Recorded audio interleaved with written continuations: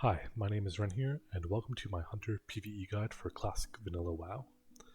Hunters are a really fun class that combine decent damage with high utility. The problem is they're often seen as the beginner class, but they do possess a surprising amount of depth, and I'm hoping to help you unlock that depth.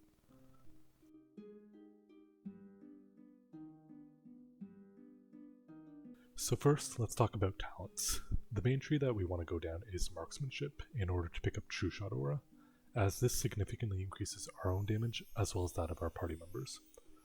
We then complement this by putting the remaining points into Beast Mastery, which further increases our damage. Starting with Marks, we pick up 5 points in Efficiency in order to reduce mana costs. Next, we grab all 5 points in Lethal Shots, which gives us extra crit chance. On the next row, we take 3 points in Hawkeye for some extra range, and we also grab Aimed Shot as it's one of our core abilities.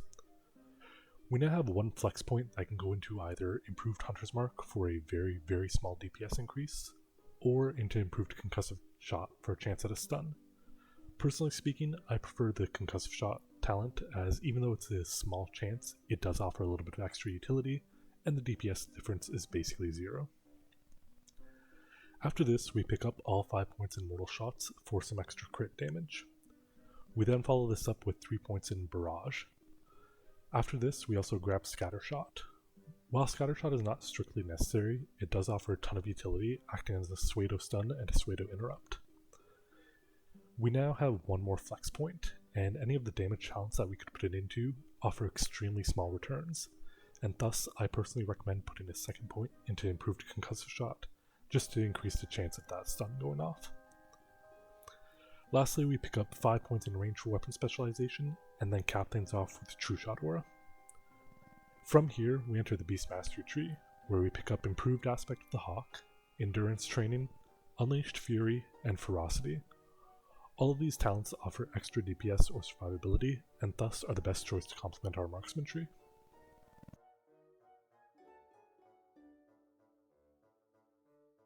Next, let's talk about gearing. The most important thing as a hunter is to reach our hit cap of 9%, as this not only results in the most DPS, but also ensures that our utility spells will go off successfully. Beyond that, we value crit very highly. This is because of Mortal Shots combined with our high base damage, which results in our crits hitting really hard. Aside from that, we also aim to get a lot of attack power, and this can come in either the form of raw attack power or in the form of agility, as 1 agility equals 2 ranged attack power. One other thing worth mentioning about gear is that you may wish to place some value in having some stamina and some intellect.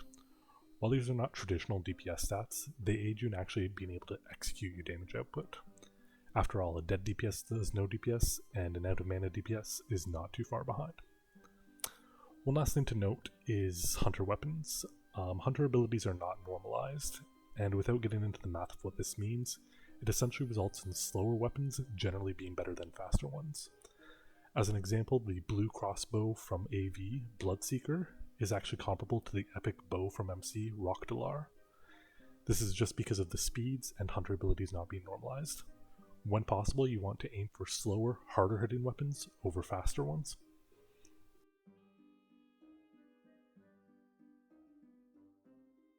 Next, let's cover the rotation. The hunter rotation seems simple, but actually has a hidden depth to it. So our 2 main damaging abilities are Aim Shot and Multi-Shot, and our goal is to cast them as often as possible. However, we also have to factor in Auto Shot. This is because of how these abilities work with Auto Shot. Essentially, if we were to cast an Aim Shot or a Multi-Shot right before an Auto Shot is about to go off, we actually end up delaying our Auto Shot by some time. This is called clipping, and we want to reduce clipping as much as possible. The best way to reduce clipping is to shoot an Aim Shot or Multi-Shot just after an Auto Shot goes off. Thus, our basic single target priority is 1. Aim Shot immediately after an Auto Shot, and then 2. Multi-Shot immediately after an Auto Shot. If you do not have either Aim Shot or Multi-Shot available, then you do not have to follow up the Auto Shot with anything.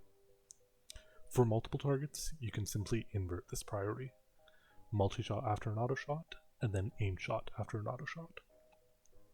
This is the basic rotation that will serve you well 99% of the time. There are some minor additions or variations that you could do, but they are completely unnecessary. you can still get top parses just following this basic priority list. One last thing to note is that having a swing timer add-on is very helpful, as it gives you a visualization of your auto shot. And many swing timers also contain a function specifically for hunters that shows clipping windows. While such an add-on is not strictly necessary, it is a massive quality of life improvement, as these add-ons really help reduce the mental load of keeping track of your auto shots.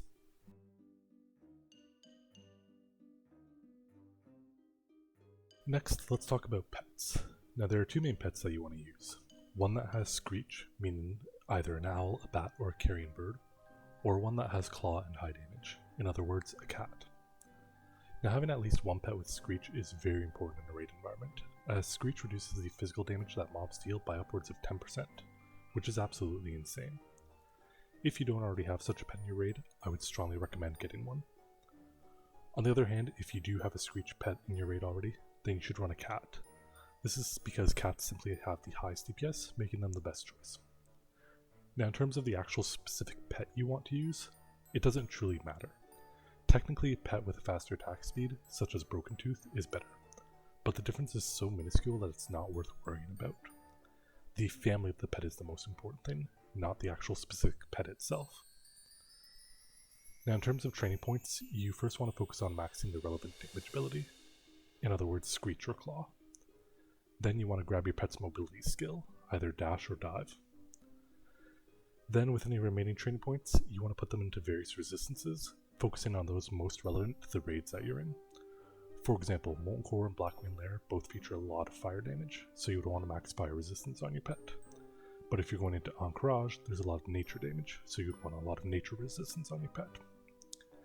Now we invest in resistances as they offer the highest survivability increase for our pets.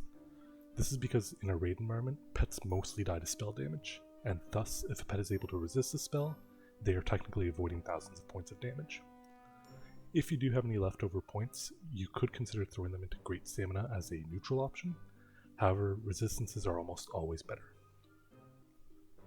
Now one last thing that I want to talk about in relation to pets is the myth that wolves are a good choice of pet. Now they're commonly viewed as a great choice of pet due to their ability Furious Howl, which provides extra attack power for party members. However, this ability is deceptively bad, and without getting into the math of it all, even in the best case scenario, a wolf with Furious Howl results in less DPS than a cat. Simply put, you want to stick to either a cat or a screech pet. Don't fall for the wolf propaganda.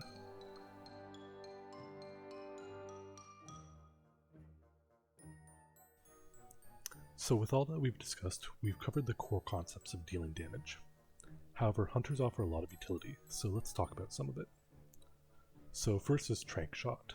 Now this is learned from a book dropped by Lucifron and Molten Core. This is a key ability and part of why hunters are relevant in every raid. Many bosses have a frenzy mechanic that requires a hunter to use Trank Shot in order to remove it. This is also why maintaining 9% hit is so important. If we aren't at 9%, then we might miss a Trank Shot, wiping the raid. Second is your ability to kite. Aspect of the cheat allows you to outrun some mobs, and this can sometimes be used to great effect. For example, cutting away the spellbinders during the BWL lab packs can make the packs much safer for your raid. Or cutting General Drakisath and Ubers allows your group to focus down the ads. While not always relevant, kiting is a tactic that you should always keep in mind. Third is Frost Trap. This is a godly ability that slows down mobs in a wide area. In any scenario where mobs can be slowed, it makes things super easy for your group.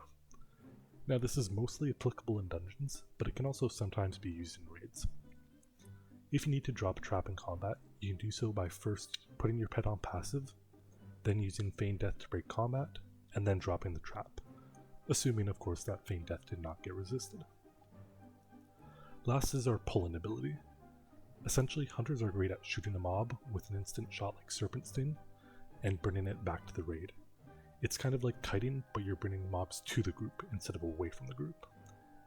Now this can really help speed up your raids considerably, or can make certain sections of raids much easier.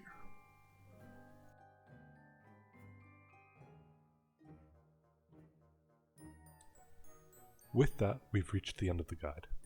I hope that this has helped you unlock the full potential of your hunter. If you have any questions, please feel free to leave a comment below.